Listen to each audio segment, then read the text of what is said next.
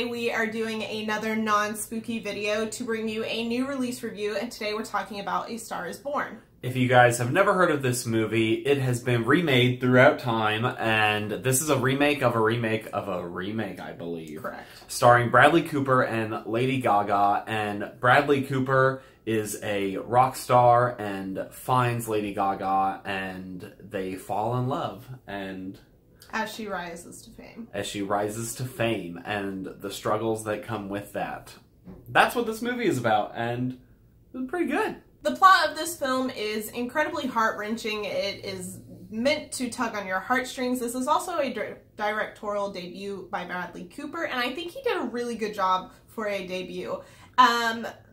There are some things towards the end that we're going to discuss in a spoiler section at the end of the video that I don't like the message that was coming across with it, but we'll talk a bit more detail on that later if you're interested.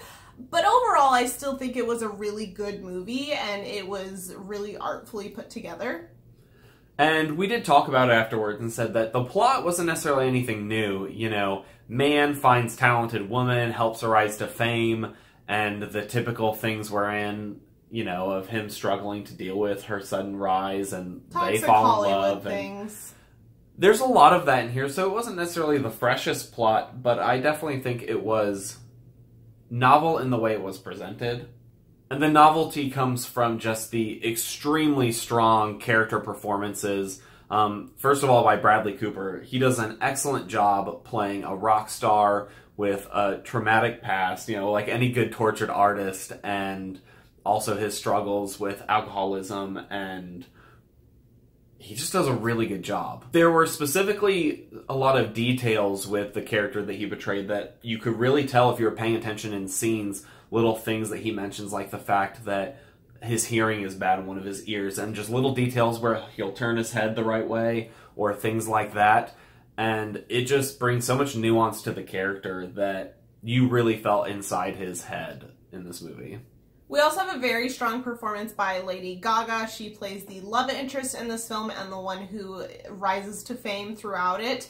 And I think she did a very, very good job. Obviously, the musical performances are stunning because Lady Gaga is a goddamn queen when it comes to vocal performances.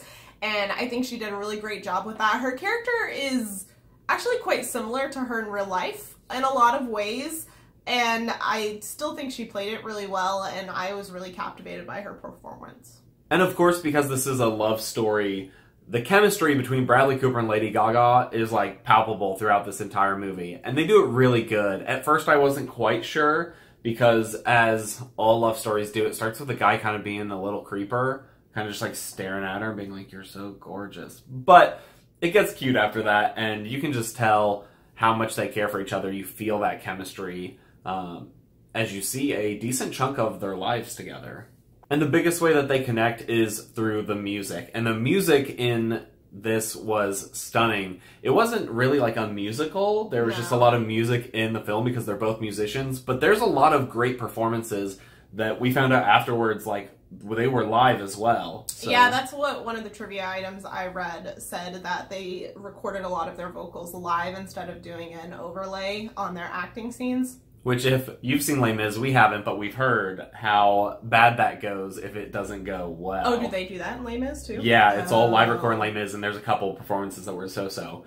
But Bradley Cooper is super surprising in this. He does a great job on the vocals, and as expected, Lady Gaga blows it away every time she opens her mouth to sing. You're just like, if this is the whole movie, I'm fine with it. Overall, we really enjoyed this film despite some of the issues we have with the overall message towards the end, which we're about to get into. So if you have not seen this film and do not want to be spoiled, please exit now. You will see us again tomorrow for another movie review.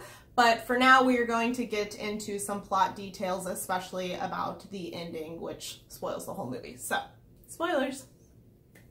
So, if you haven't seen this film and you still decided to stick around, I'm going to put a major trigger warning on this for suicide, because there is a very, very impactful, very brutal scene in this film that has to do with suicide, and it was really hard to watch. It was really well done, I think the scene was, but I have some issues with the way that addiction was handled, especially towards the end. I felt like the first half of the film displayed addiction in a very raw, very real way. Would you agree? I would say throughout the film. Yeah. Even the ending, I felt like it was a very raw, unfiltered look at addiction and what that does to a person and how they struggle with it.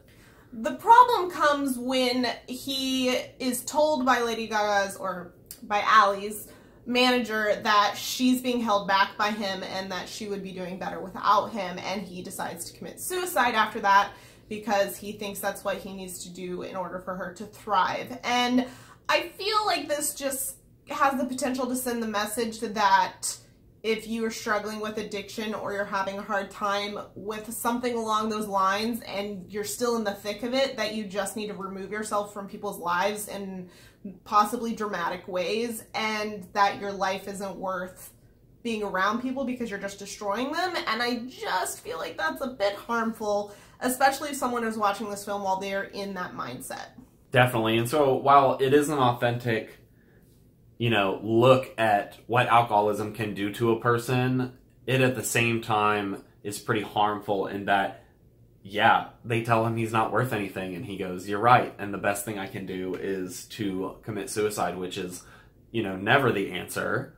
And the movie does not do anything to move against that, and I think that was probably where I found my biggest issue is afterwards, all you get is a short conversation between Allie and Jack's brother, and them talking about it, where his brother just says it's Jack's fault, and then you move on and she does a performance and it seems like she's getting herself back on track. She has dyed her hair back, which was an interesting symbol that I didn't catch until she mentioned it, because he critiqued that while he was alive. And it just seemed like it kind of sent the messages, oh yeah, that was it worked out.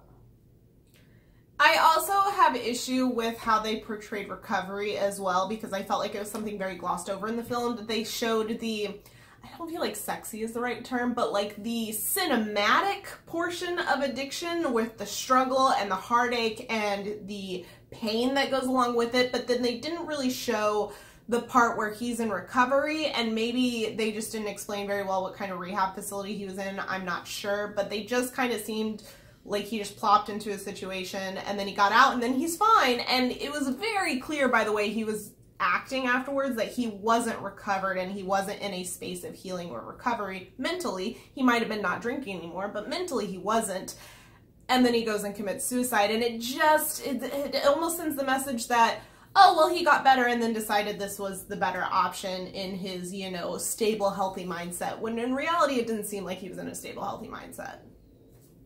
Yeah, so while for those reasons, and I think those are a little bit more personal and from our perspective, points of view, that kind of stop us from enjoying the end of the movie as a whole and stuff, I would definitely not recommend this for people either dealing with addiction, dealing with suicidal ideation or anything like that, or just struggling in general, because this movie does punch you right in the gut and then ends.